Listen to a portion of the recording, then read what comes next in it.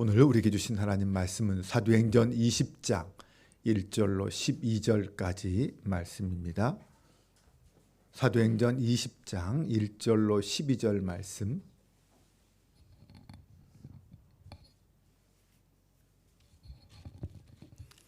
사도행전 20장 1절에서 12절까지 한 절씩 교독하며 봉독합니다.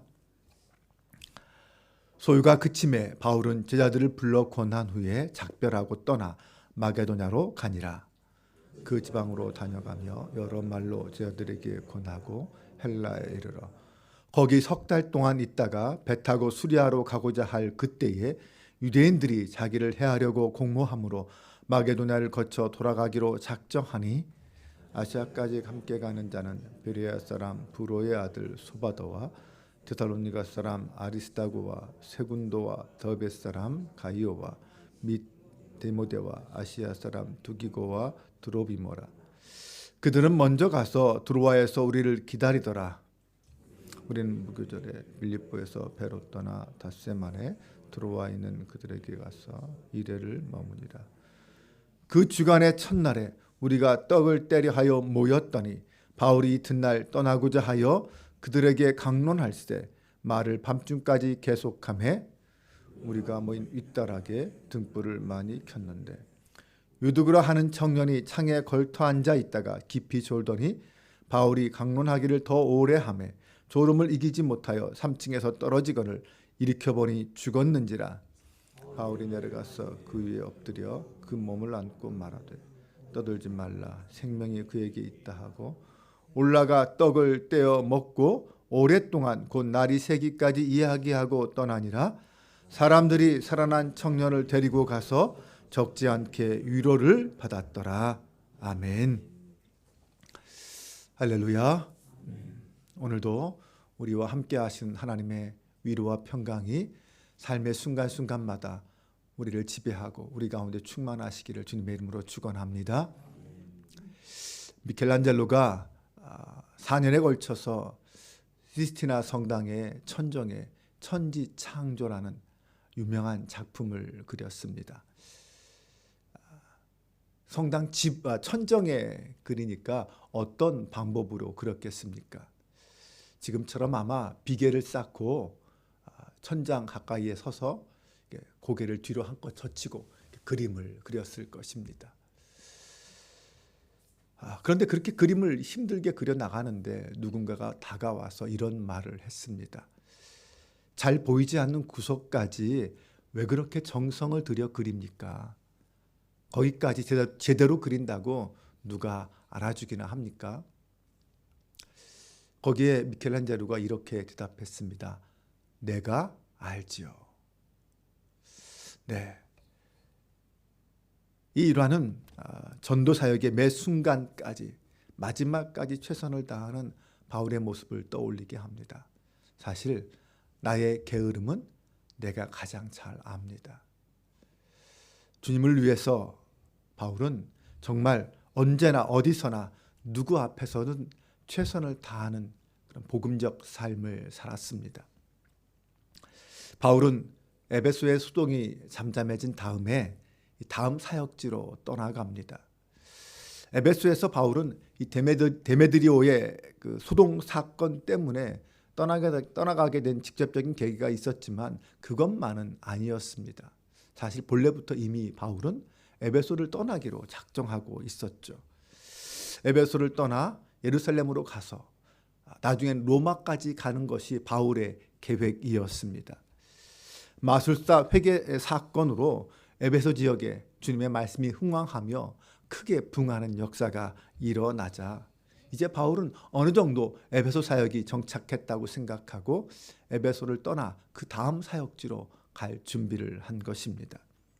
그의 계획은 우선 이 마케도냐 지역과 아가야 지역을 신방하는 것이었고 그곳을 한 번씩 돌아본 다음에 예루살렘을 거쳐서 로마까지 가는 것이었습니다. 오늘 본문에서 우리는 이 바울의 이 마지막 여정을 앞두고 고별 준비를 위해서 이 마케도냐와 헬라 여러 지역들을 다니면서 제자들을 권면하고 교회를 세우는 그런 이야기들을 볼 수 있습니다. 바울은 드로아에서 먼저 간 제자들을 만난 다음에 7일 동안 머물면서 그들을 가르쳤습니다. 그런데 그 주간의 첫날 저녁에 함께 떡을 떼기 위해서 모였습니다. 그 말은 성찬을 하고 서로 함께 만찬을 나누기 위해서 모였다는 거죠. 바울이 그 다음날 떠나려고 했기 때문에 그날 밤은 정말 늦게까지 말씀을 함께 나누게 되었습니다. 그런데 그만 함께 참석했던 유두고라는 형제가 창가에 앉아서 졸고 있다가 그만 3층에서 떨어져 목숨을 잃었습니다. 말씀을 전하는 현장입니다. 그곳에서 일어난 이 갑작스러운 불행스러운 사건, 이것은 바울뿐만 아니라 거기에 모인 모든 성도들에게 큰 낙심거리가 되기에 충분한 사건이었습니다. 이런 위급한 상황 속에서 우리는 바울로부터 배워야 할 것이 과연 무엇일까요? 먼저 바울은 그 상황에 하나님 앞에 기도했습니다. 하나님을 믿으면 모든 고난이 다 물러가고 어려움이 사라지고 만사 형통할 거다라고 생각할 수도 있습니다. 하지만 그렇지 않다는 것 우리는 잘 알고 있습니다. 하나님을 믿다가, 오늘 본문처럼 하나님의 말씀을 듣고 있다가 예기치 않은 이런 사건 사고들도 일어날 수 있습니다. 바울이 마지막으로 전하는 그 말씀들을 듣자고 수많은 사람들이 모여 들었습니다. 그런데 이 유두고라는 청년은 정말 바울의 강론을 듣던 중 너무 피곤했던지 졸다가 그만 떨어지고 말았죠. 그 자리에서 목숨을 잃었습니다.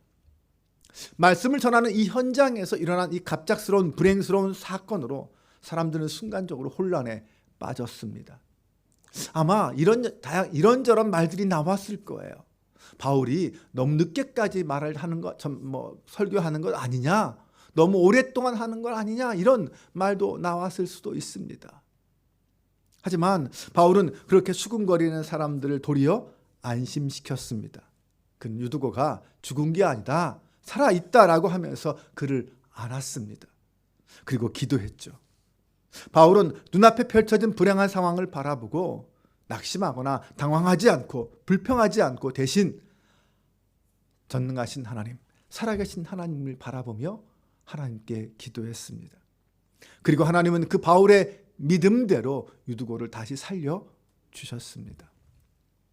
우리는 특별히 하나님의 일을 하다가 사역을 감당하다가 갑자기 불행이 찾아오면 당황하거나 하나님을 원망하기도 합니다.